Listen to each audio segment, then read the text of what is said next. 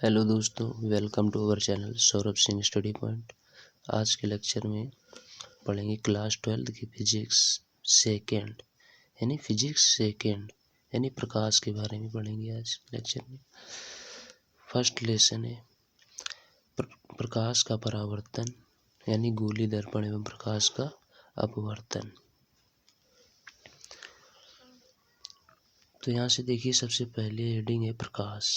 प्रकाश क्या होता है, सबसे पहले जान लेंगे प्रकाश क्या होता है। प्रकाश एक प्रकार की विकिरण ऊर्जा है जो कि हमारी आंखों को संवेदित करता है। प्रकाश एक प्रकार की ऐसी ऊर्जा है जो हमारी आंखों को संवेदित करता है, जिससे हमें वस्तुएं तो दिखाई देती हैं परंतु स्वयं दिखाई नहीं देता है। यानी प्रकाश हमें दिखाई नहीं देता। जब प्रकाश हमारी आंखों से विवर्तित होकर वस्तु पर पड़ती है, उससे मुझे वस्तुएं तो दिखाई देती हैं परंतु प्रकाश हमें दिखाई नहीं देता है।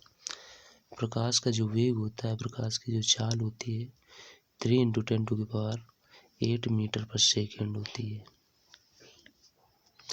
देखिए, नेक्स्ट रीडिंग है प्रकाश का परावर्तन। प्रकाश का परावर्तन, जब कोई प्रकाश पुंज किसी चिकने या पालिशदार तल पर पड़ती है तो टकराने के पश्चात उसी माध्यम में वापस लौट जाती है। प्रकाश का परावर्तन का नियम कहता है, जब कोई प्रकाश की पुंज किसी चिकने या पॉलिशदार तल पर पड़ती है तो टकराने के पश्चात उसी माध्यम में वापस लौट जाती है। मान लीजिए जैसे कि एक कोई ग्लास रखा है, यहाँ पर शीशा रखा हुआ है, यहाँ से कोई टार्च मारे, जितने एंगल पर मारेंगे टार्च इस मिरर पर पड़ेगी उतने एंगल पे वापस उसकी रिफ्लेक्ट लाइट जाएगी। यानी जितने एंगल पे आपतित किरण आएगी उतने ही एंगल में परावर्तित किरण जाएगी। तो यहाँ से देखिए, सबसे पहले समझते हैं। मानिए आपतित किरण यहाँ पर आई है और आपतन बिंदु पर टकराने के पश्चात परावर्तित किरण उसी माध्यम में वापस लौट जाती है और उस पॉइंट से एक अभिलंब खींच देते हैं। क्या खींच देते हैं? अभिलंब, जो 90 डिग्री दोनों तरफ से एंगल बनाता है। और आपतित किरण के साथ आपतन कोण बनता है और परावर्तित किरण के साथ परावर्तन कोण बनता है। और ये दोनों आपतन कोण और परावर्तन कोण आपस में बराबर होते हैं। तो यहाँ से देखिए, सबसे पहले क्या, परावर्तन के नियम, प्रकाश के परावर्तन के नियम। तो प्रकाश के परावर्तन के 2 नियम होते हैं। देखिए यहाँ से प्रकाश के परावर्तन के 2 नियम होते हैं। नंबर 1, आपतन कोण का मान सदैव परावर्तन कोण के बराबर होता है। यानी कि ये जो कोण है, आपतन कोण I और R दोनों आपस में बराबर होते हैं और सदैव बराबर होते हैं। नंबर दूसरा क्या है, आपतित किरण। देखिए ये है आपतित किरण, आने वाली किरण को कहते हैं आपतित किरण। आपतन बिंदु यानी जिस बिंदु पर ये प्रकाश किरण पड़ती है कि उस बिंदु को कहते हैं आपतन बिंदु पर अभिलंब, जो यहाँ से 90 डिग्री पर एक खींचा जाता है उसको कहते हैं अभिलंब। अभिलंब तथा परावर्तित किरण तीनों एक ही तल में होते हैं। यानी कि क्या कह रहा है कि आपतित किरण, परावर्तित किरण और अभिलंब तीनों एक ही बिंदु आपतन बिंदु पर होते हैं। यहाँ से ऐसे भी लिख सकते हैं, आपतित किरण, परावर्तित किरण तथा अभिलंब तीनों एक ही बिंदु आपतन बिंदु पर होते हैं। या फिर ऐसे लिख लीजिए, आपतित किरण आपतन बिंदु पर अभिलंब तथा परावर्तित किरण तीनों एक ही तल में होते हैं। तो आइए देखते हैं नेक्स्ट हेडिंग। नेक्स्ट हेडिंग है प्रतिबिंब। देखिए, प्रतिबिंब कैसे होता है। यदि प्रकाश की किरण एक बिंदु से चलती है तो माध्यम से टकराकर परावर्तन के पश्चात वास्तव में मिलती है या फिर मिलती हुई प्रतीत होती है। वास्तव में मिलेगी या फिर मिलती हुई प्रतीत होती है तो उस दूसरे बिंदु को पहले बिंदु का प्रतिबिंब कहते हैं। प्रतिबिंब के प्रकार, प्रतिबिंब 2 प्रकार के होते हैं, एक वास्तविक प्रतिबिंब और एक आभासी प्रतिबिंब होता है। नंबर 1, वास्तविक प्रतिबिंब। वास्तविक प्रतिबिंब किसे कहते हैं? यदि प्रकाश की किरण एक बिंदु से चलती है तो माध्यम के परावर्तन के पश्चात वास्तव में मिलती है तो उसे वास्तविक प्रतिबिंब कहते हैं। नंबर दूसरा, आभासी प्रतिबिंब। यदि प्रकाश की किरण एक बिंदु से चलती है तो माध्यम से टकराकर परावर्तन के पश्चात मिलती हुई आभास होती है, यानी मिलती हुई प्रतीत होती है तो उसे आभासी प्रतिबिंब कहते हैं।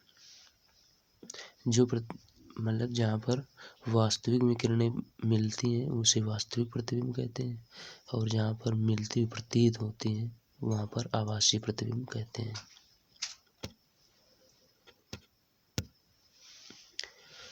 देखिए नेक्स्ट रीडिंग, गोली दर्पण क्या है? गोली दर्पण। नेक्स्ट रीडिंग है गोली दर्पण क्या होता है? किसी कांच के खोखले गोले का कटा हुआ वह भाग है।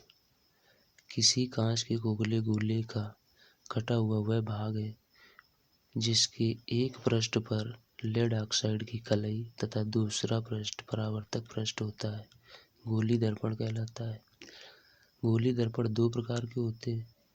नंबर एक, उत्तल दर्पण और अवतल दर्पण। तो सबसे पहले देखिए गोली दर्पण। गोली दर्पण एक किसी कांच के खोखले गोले का कटा हुआ वह भाग होता है जिसके एक पृष्ठ पर लेड ऑक्साइड की कलई तथा दूसरा पृष्ठ परावर्तक पृष्ठ होता है, गोली दर्पण कहलाता है। मान लीजिए ये कोई एक खोखला गोला है कांच का, कांच के खोखले गोले का कटा हुआ भाग होता है। एक ये मान लीजिए इसको ऐसे काटा जाए तो ये जो भाग इसका निकला ये क्या होगा? इस प्रकार से होगा। इसमें अगर अंदर की तरफ से दबे हुए पृष्ठ में लेड ऑक्साइड की कलई कर दी जाए तो यहाँ पर ये उत्तल लेंस बन जाएगा, और इसके अगर उभरे हुए पृष्ठ पर पारे की कलई कर दी जाए तो यहाँ पर ये अवतल दर्पण हो जाएगा। तो आइए डिटेल में समझ लेते हैं इनको थोड़ा।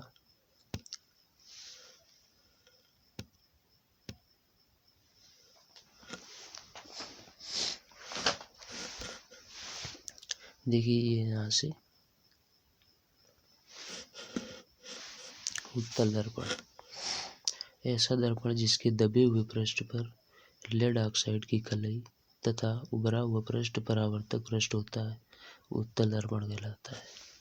यहाँ से देखिए ये बना हुआ है, इसके दबे हुए पृष्ठ पर लेड ऑक्साइड की कलई है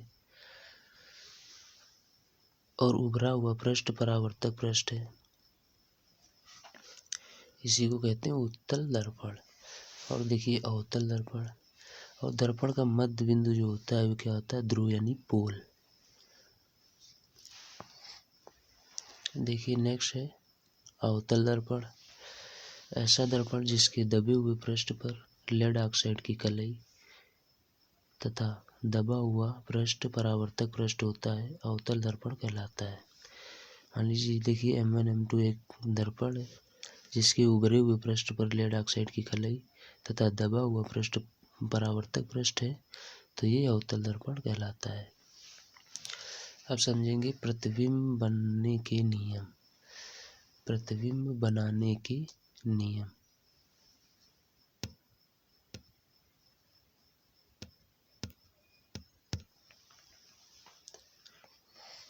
देखिए प्रतिबिंब बनाने के नियम, प्रतिबिंब तीन प्रकार के नियम होते हैं। नंबर एक, यदि वस्तु से आने वाली प्रकाश किरण मुख्य अक्ष के समांतर आती है तो दर्पण से परावर्तन के पश्चात सदैव मुख्य फोकस से होकर जाती है। कहाँ से जाती है? मुख्य फोकस से होकर जाती है।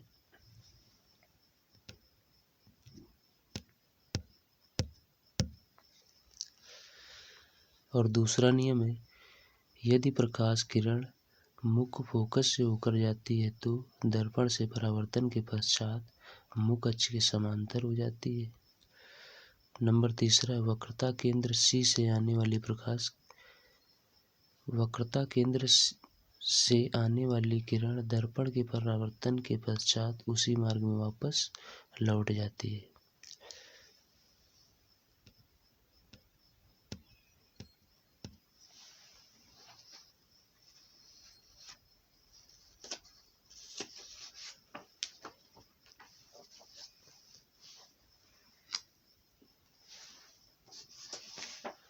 देखिए इसमें सबसे पहले समझेंगे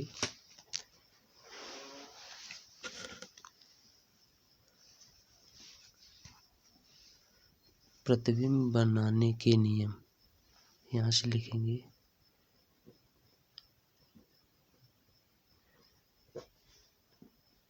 प्रतिबिंब बनाने के नियम। क्या है? प्रतिबिंब बनाने के नियम। प्रतिबिंब बनाने का नियम पहला क्या था? पहला था यदि प्रकाश की किरण मुख्य अक्ष के समांतर जाएगी तो दर्पण से परावर्तन के पश्चात मुख्य फोकस से होकर गुजरेगी। यहाँ से मान लीजिए ये एक मिरर है M1 M2, जिसके बाहरी सिरे पर यानी उभरे हुए पृष्ठ पर पारे की कलाई यानी लेड ऑक्साइड की कलाई है और ये इसका मुख्य अक्ष क्या है? ये इसका मुख्य अक्ष है, ये इसका पोल है, ये वक्रता केंद्र C है और इसका मध्य बिंदु यानी मुख्य फोकस। अब यहाँ पर कहता है कि वस्तु मान लीजिए कोई रखी है अनंत पर। कहाँ रखी हुई है? अनंत पर O डैश एक वस्तु रखी हुई है। O डैश एक वस्तु रखी है। सबसे पहला नियम है यदि प्रकाश की किरण मुख्य अक्ष के समांतर जाए तो दर्पण से परावर्तन के पश्चात मुख्य फोकस से होकर जानी चाहिए। यानी जब यहाँ से ये प्रकाश की किरण मुख्य अक्ष के समांतर जाएगी, दर्पण के परावर्तन के पश्चात मुख्य फोकस से होकर वापस जाएगी। कहाँ से होकर जाएगी? मुख्य फोकस से होकर जाएगी।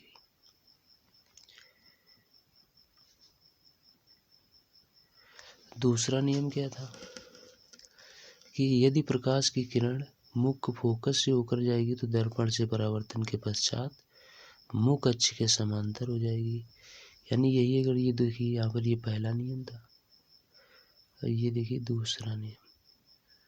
यदि प्रकाश की किरण मुख्य फोकस से होकर जाएगी, कहाँ से? मुख्य फोकस से होकर जाएगी तो दर्पण के परावर्तन के पश्चात मुख्य अक्ष के समांतर हो जाएगी। यहाँ इसके मुख्य अक्ष के समांतर हो जाएगी।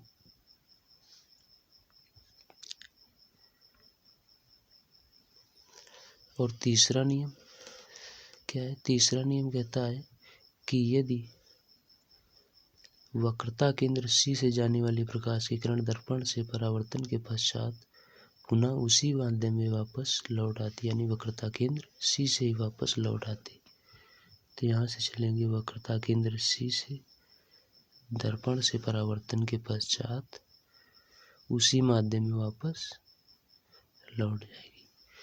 यही उनके तीनों नियम। पहला नियम क्या है? मुख्य अक्ष के समांतर जाने वाली प्रकाश की किरण दर्पण से परावर्तन के पश्चात मुख्य फोकस से होकर जाएगी। दूसरा नियम क्या है?